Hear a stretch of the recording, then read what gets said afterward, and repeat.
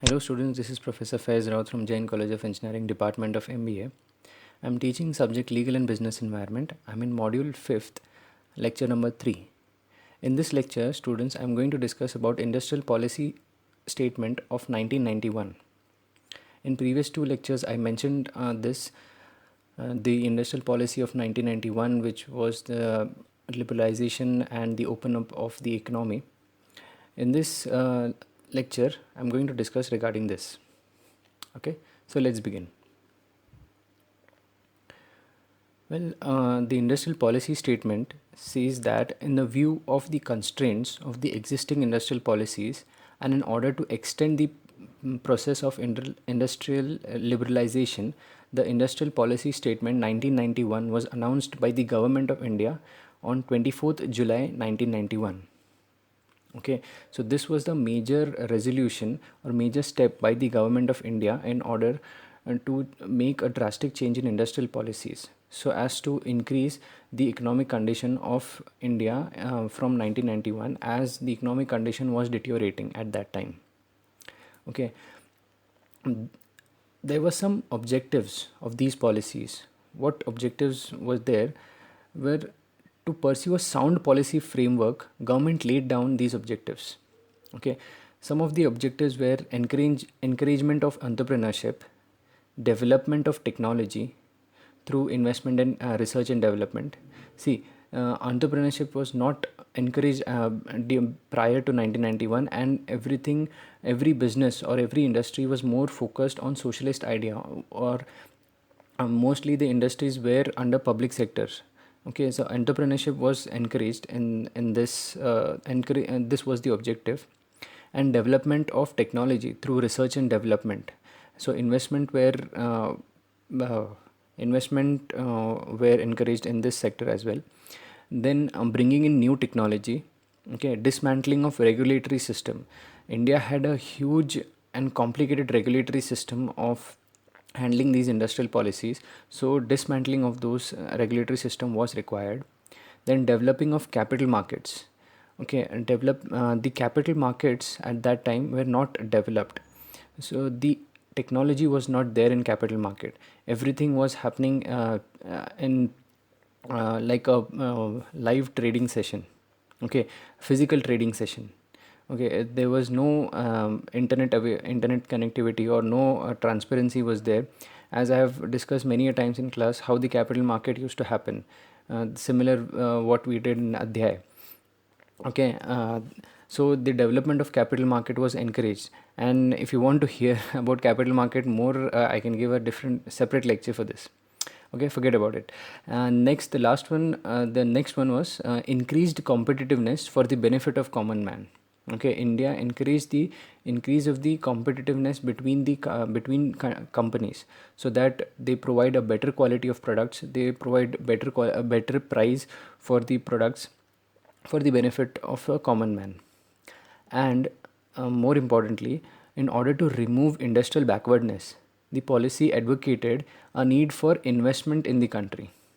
Okay, and this investment was not only from from the people of the country, but it was also encouraged from investment from the foreign countries as well, because Indian economy was slowly going to open up.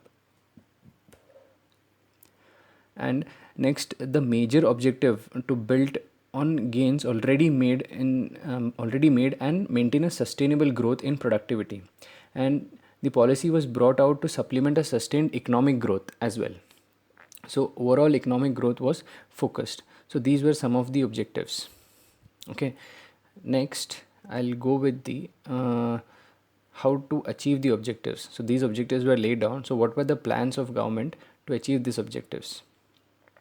Okay, to achieve the objectives, government announced a series of policy measures which broadly included abolishing of license raj. Okay, why license raj is the term used is the license policy was too stringent for the companies, that the companies faced many difficulties, for the permissions of various small things need to be taken from the government officials. So government officials were using this as a they were acting like a king or something like that. So it was termed as a license raj at that time. So the license raj was totally abolished in 1991, and uh, foreign investments were allowed in selected areas, not in all areas, but in selected sectors foreign investments were allowed. And because of these investments, we many companies came into being, like Maruti Suzuki, Hero Honda, and many insurance companies also came into existence with the collaboration of foreign companies. So we found ICICI Lombard or Bharti AXA. So all these investments started from 1991. And disinvestment of public sector units. Okay, government started selling some shares of the public sector in the share market or to private players as well. And there was one important issue was review of MRTP Act. Well, MRTP Act is kind of is the full form is monopolistic restrictive trade practices. Okay, this act was formed in 1965. Okay, I'll go through this in detail. Well, acha, I want to talk about FDI for a moment. Okay, FDI is basically what the investments from the foreign countries, from the foreign individuals, or mainly from the foreign countries in many different sectors of India. For example, in even in Indian agricultural infrastructure, roads, airlines, power, petroleum, consumer goods, etc. Many of these things, when foreigners come to invest in India, and over a period of time from 1991 as of today, if we see, there is 100% FDI in these sectors. For example, agriculture, animal husbandry, plantation sector, mining, broadcasting, civil aviation, telecommunication services, cash and carry wholesale trading, single brand retail trading, and many such sectors have 100% FDI. And I've mentioned, just see here, I've mentioned here multi-brand retail sector, the FDI percentage is still 51. Okay, there was a huge outcry a few years back in somewhere around 2012-13, that in multi-brand retail trading there was a law to be passed in Indian Parliament. The planning was to increase from 51% to 100%, but still the I guess the law or this bill is pending in Parliament. So still in multi-brand retail trading, it is only 51% FDI. And also in petroleum, natural gas, insurance, pension sectors, the FDI is 49%. So the main owner will be an Indian in this sectors. Okay, and next I want to talk about is MRTP Act. MRTP Act was formed in 1964. It aimed at providing ownership and control of the resources and its proper distribution. Okay, and the economic system does not result in a concentration of wealth in the hands of few. Okay, and there were many restrictions in this act to which was a roadblock to many companies. For example, according to this act, there was a clear watch on few of these sectors in the economy, so such that the two major competitors should not merge together to form a one company, so that they will be tending to become an a monopolistic company that will be detrimental to the Indian public. And many of the unfair trade practices or misleading advertisements or misleading any product information or misinformation about the products, all these things were under check under this act. And they were so stringent that companies found it very difficult to develop in this kind of act. So some of the things were modified in this act, and this act was modified in 1991 for facilitating the company. And this act was abolished afterwards in 2002, I guess, and new act came into existence, which is Competition Commission of India in of 2002. And this act was still there after 2002, and somewhere around 2008-9 this act was completely abolished from the constitution. And now at presently, Competition Commission of India takes care of these monopolistic restrictive practices, okay, but in a different way. Okay, so this was about it. Now I'll go to the main features of industrial policy statement. Okay, what are the main there are 7 main features I have listed down. Okay, the basic thrust of this resolution was on simplifying the regulations and procedures. Okay, how to simplify? There were three main things here: delicensing, deregulating, and decontrolling. As license raj was huge, enormously, there was immense amount of regulation and huge controlled way of controlled approach by the government on the private sectors. So these three things were uh, were important in this: delicensing, deregulating, and decontrolling. And some of these points are, well, the industrial landscape of private sector was enhanced through dereservation of public sector in some industrial areas.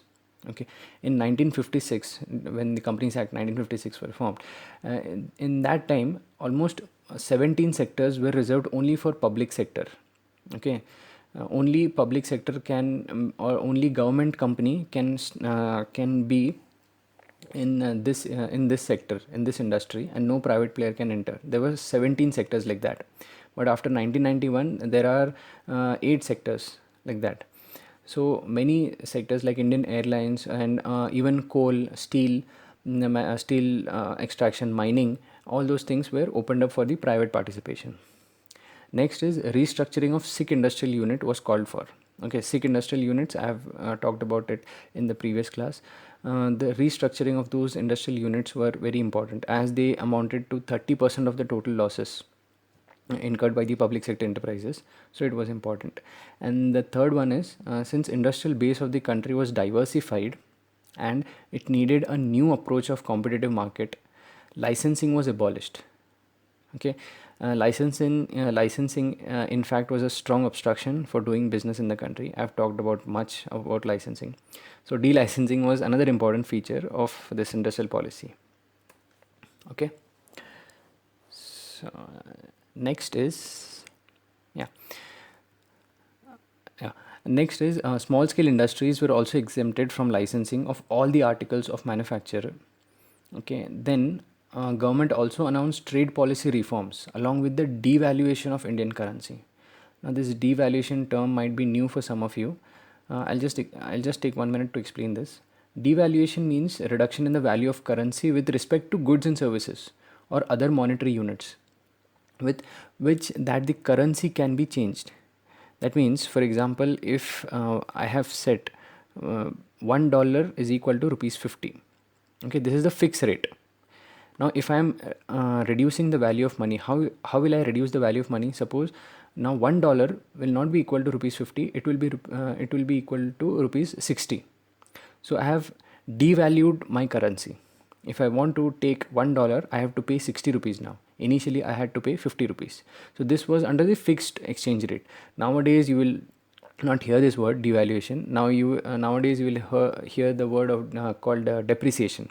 Okay, because we are presently in the floating exchange rate system. That means every day, or rather every minute, our rupee and other currencies are being traded, and every second or every minute, the value of rupee to dollar, or rupee to yen, or rupee to pound, or rupee to euro keeps on changing.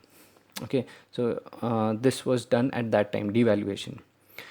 Then next is, India removed the import licenses which were required for the import of raw materials. Okay, the import licenses which I mentioned last lecture, it was around 100%, 150%. So the price of car which you bought from Germany at 5 lakh rupees, after it entered India, it became 15 lakh rupees because of the customs. So all those things, it was reduced. It was not reduced in a day or so. From 1991, it took somewhere around 10 to 15 years, slowly, gradually, from 100% somewhat, and it reduced to around 10%, and in some cases 15% or 5%, depending upon the materials, depending upon the goods, it was reduced. Okay, then last point is, industrial policy statement also allowed foreign investment through automatic route, and in some cases with prior approval of the government. Okay, so FDI was encouraged, FII was also encouraged, foreign direct investment and foreign institutional investment. That means only money will come in the capital market. As the capital market was also developed, so foreign investors also coming in and investing in the capital markets of India. And well, however, the major reform, according to me, was the automatic entry of foreign investors for even technological arrangements and all those things. So these were the major reforms of 1991. Okay, there are a few reasons, major reasons why these reforms were necessary. But I guess I'll talk about the reasons and some of the terminologies I need to explain you. As an MBA student, you should know these terminologies. So I'll talk about those things in next lecture. Okay. As well, thank you for listening.